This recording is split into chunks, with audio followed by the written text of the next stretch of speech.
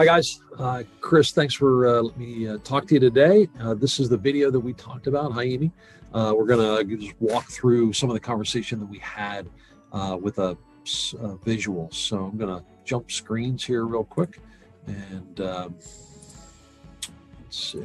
All right, here we go.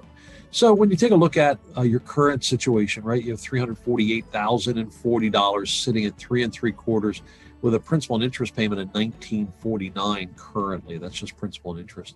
And when you look at what you have left, amortization schedule would say that you're sitting at 262 payments left. So 20 years is 240.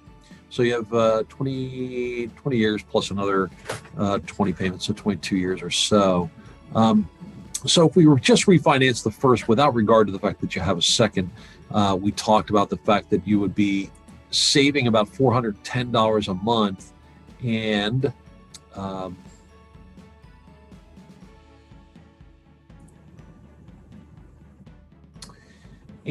at $410 a month, you would be at a place where you would be paying it off in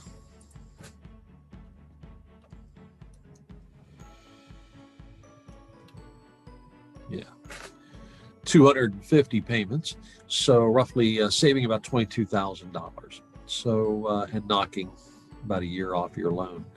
So here's your line of credit.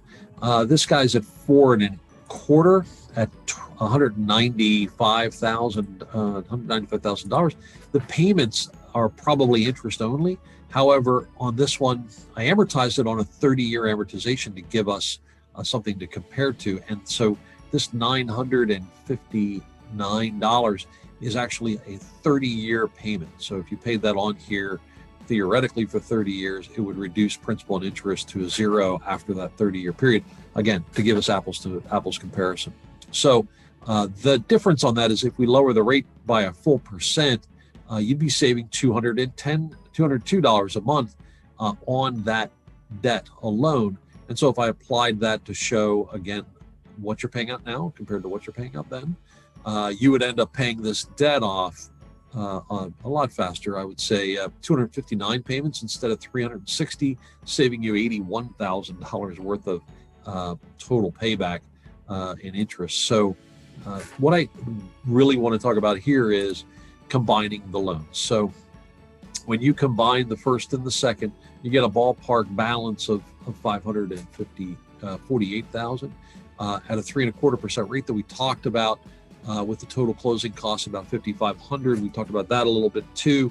A little over $3,000 in title fees and other fees that are associated with closing. Makes a little bit more than that, plus the appraisal, plus doc prep and admin fees. Bring it to about $5,500 on a 30-year amortization. So the payment on that is $2,387.28, which is $520 less than the payment that you have on your first mortgage and the payment that you have on your second mortgage, which you would, on a 30-year amortization, you would remember that it's $959. So $959 plus the $1,900 that you're paying over here comes to more than this payment by $520. So you're saving $520.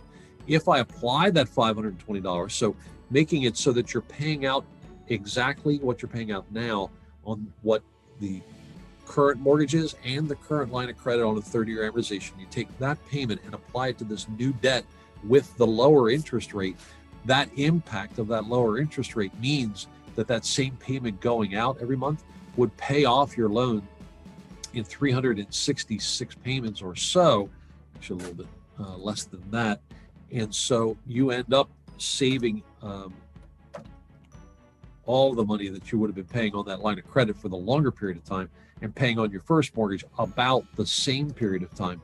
So you're in a much better place from a saving on interest, and the interest rate's locked in, unlike your line of credit, which at 4 1/4, we all know the Fed rate's going up. So the good news is that you're in a place where, because we can lower the interest rate on your first mortgage by 0.5% and on your second mortgage by a full percent, we're going to be saving you a lot of money over the life of the loan.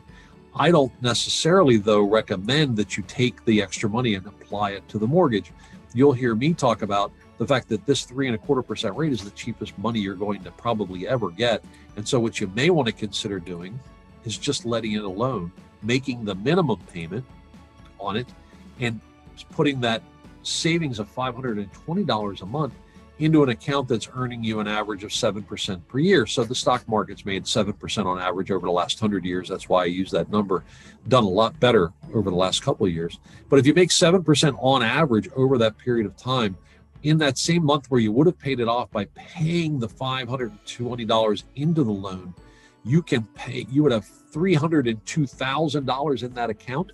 So you can literally pay off the $205 and have $100,000 left over, assuming the 7% rate of return holds for that entire period of time. And then we talked about this, which is a 15-year. So at a 15-year, we can do 2.5% right now. And these rates are all tied to today. So, whatever the market does, the market does. But at 2.5% today, 15 years, your payment would be $3,657.61, which is $749 more than what you're paying on the first mortgage and the second mortgage right now, because I've got that calculated in there. So $749 more per month at 2.5 will, of course, pay your loan off in exactly 180 payments or 15 years from now. But who wants to pay an extra $749 a month when you don't have to? So what we did talk about was, you could at some point pay the extra if you want to. But on a 30-year amortization, what you could do if you really wanted to is put it on the 30 years. So you've got the minimum payment of $2387.28, which is less than what you're paying right now. But you could pay the equivalent of what that payment was at $3,657 on this new loan. So when you add up $1,269 and $2387, it comes to that $3,600 number. So you pay that total $3,600 if that's what you really want to do. You pay it off in 193 payments, which is actually 16 years, but it extends the length of the loan for a year, 15 years from now, when presumably you're making more money, presumably you are able to afford it, and 15 years from now, you're paying extra, whereas right now you wouldn't be if that's what you want to do. I don't like or recommend that you dump that kind of money into a debt like that, because right now at 3.25%, again, you can have more money in the bank if you put it into the bank or in reserves or into a college fund or two. You can do all of that and not do this. But it's someday, let's say someday down the road, you said, I'd really like to start dumping money into this thing because I'd like to retire without a mortgage payment. Okay, and we'll talk about reverse mortgages someday later on. But for right now, let's say that 10 years from now, your kids are out of college and everything's all set up. So on the 120th payment, you want to begin the process of paying down this 30-year loan that you've been making regular payments on.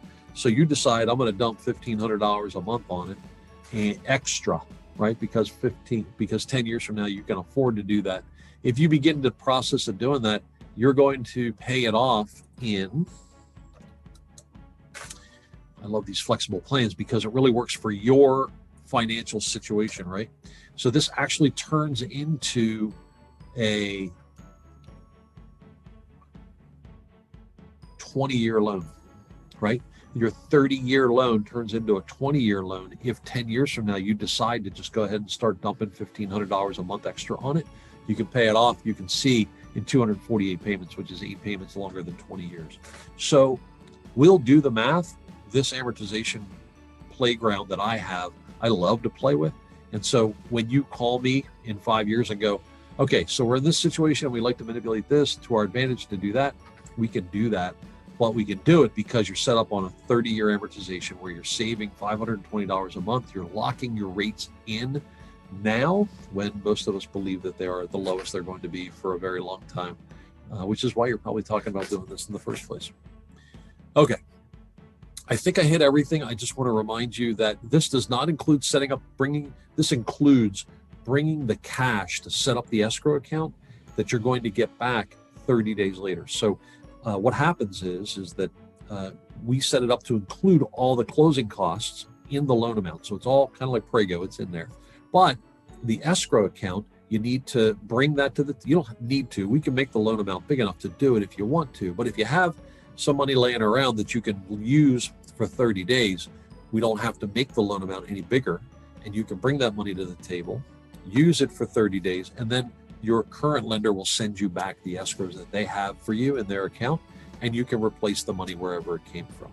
We can do it that way, or we can raise the loan amount to cover the cost of it, whichever you'd like to do.